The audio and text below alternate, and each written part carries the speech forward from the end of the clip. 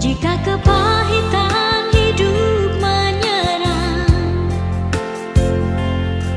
yakinlah bahwa masih banyak orang yang bekerja untuk kebaikan demi merajut dunia baru. Dalam kerendahan hati mereka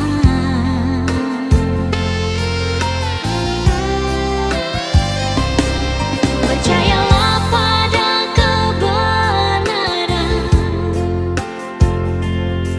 yang paling mulia dan terindah, dan percayalah bahwa Tuhan sedang mengantarkan segalanya menuju pelukan kasih-Nya yang suci. Selamat pagi saudara-saudaraku yang kekasih dalam nama Tuhan Yesus. Pagi ini kita sudah dibangunkan kembali oleh karena kasih setia Tuhan bagi kita dalam kehidupan kita. Sebelum kita beraktivitas, kita akan mengawali hidup kita merenungkan firman Tuhan. Namun sebelumnya, mari kita berdoa. Bapa kami dalam surga, terima kasih pagi ini kami sudah bangun. Kami akan beraktivitas, berkati kami, namun sebelumnya kami akan merenungkan firman Tuhan. Berkati hamba-Mu, juga nyatakan kuasa-Mu lewat firman yang akan kami dengarkan pagi ini. Dalam nama Tuhan Yesus kami berdoa. Amin. Saudaraku yang kekasih dalam nama Tuhan Yesus, firman Tuhan yang akan kita renungkan pagi ini terambil dari kitab Titus pasalnya yang ketiga, ayatnya yang keempat dan yang kelima. Demikianlah firman Tuhan.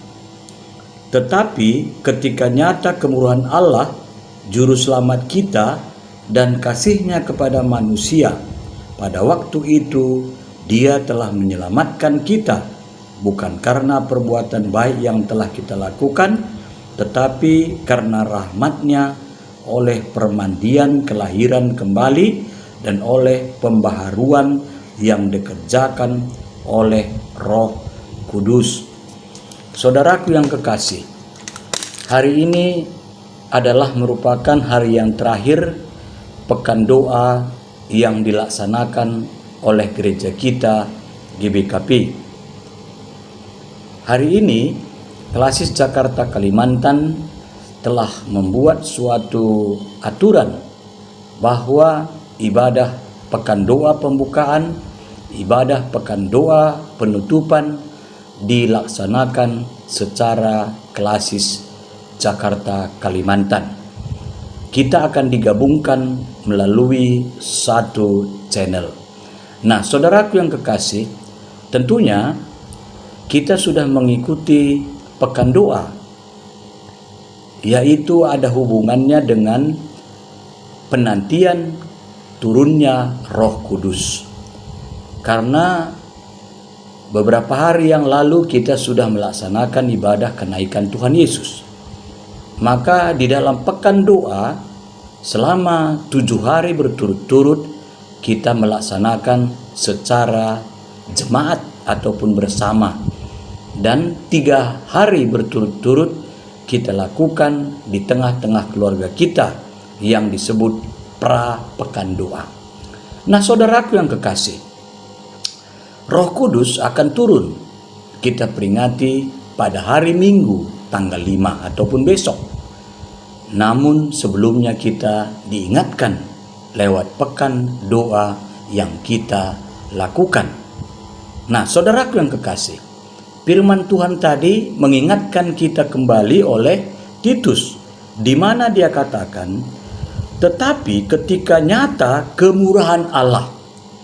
Saudaraku yang kekasih, sungguh luar biasa hidup kita sebagai orang percaya kepada Tuhan Yesus, karena kemurahannya yang nyata lewat kehidupannya selama dia ada di dunia ini dan juga selama dia berada di sorga saat ini.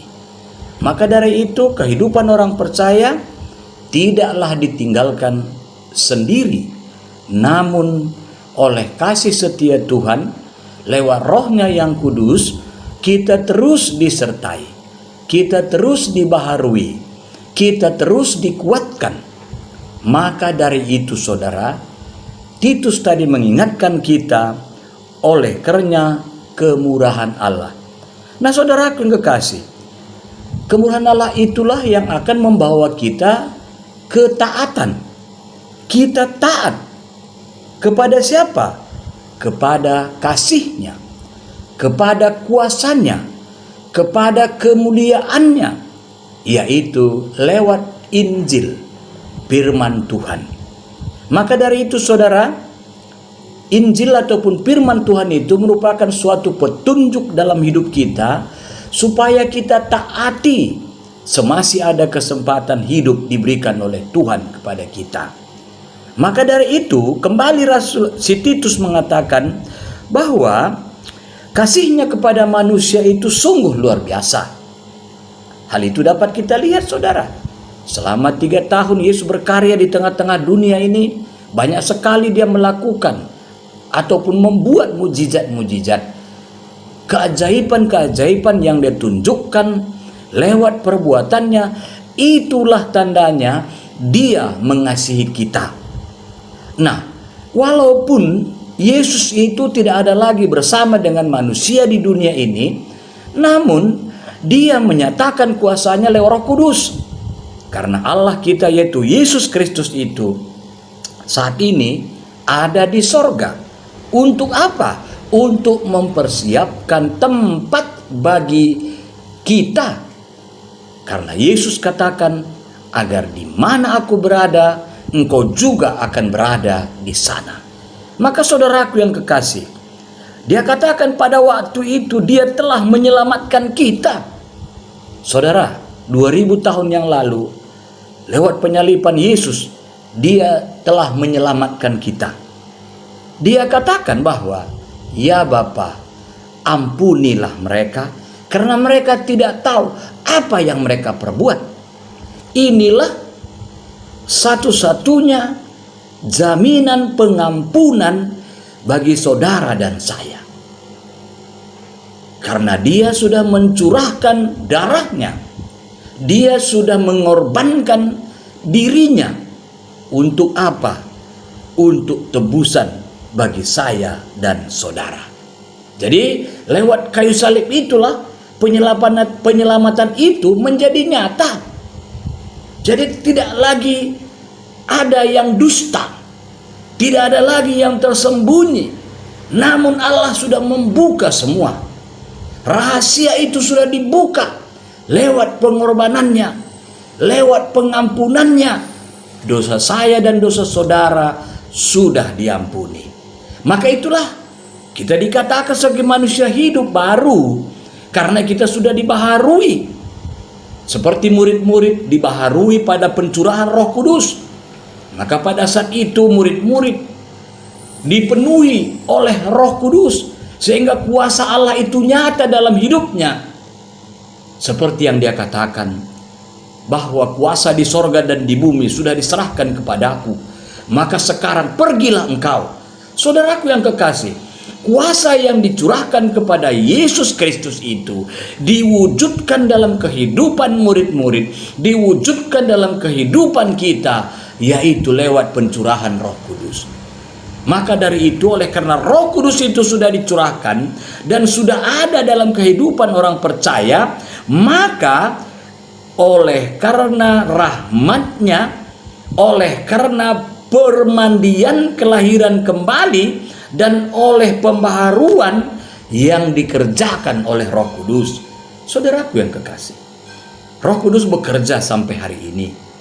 Roh Kudus tetap menuntun kehidupan gereja sampai hari ini. Namun bagaimana sikap hidup kita sebagai orang percaya? Saudara, Kristen itu ataupun agama Kristen itu adalah agama yang mengampuni. Agama Kristen itu adalah agama yang mengasihi, bukan dikasihi. Agama Kristen itu adalah yang memberi, menolong, bukan diberi. Agama Kristen itu mendoakan, bukan didoakan. Dan agama Kristen itu adalah agama yang peduli kepada siapa? Kepada sesamanya.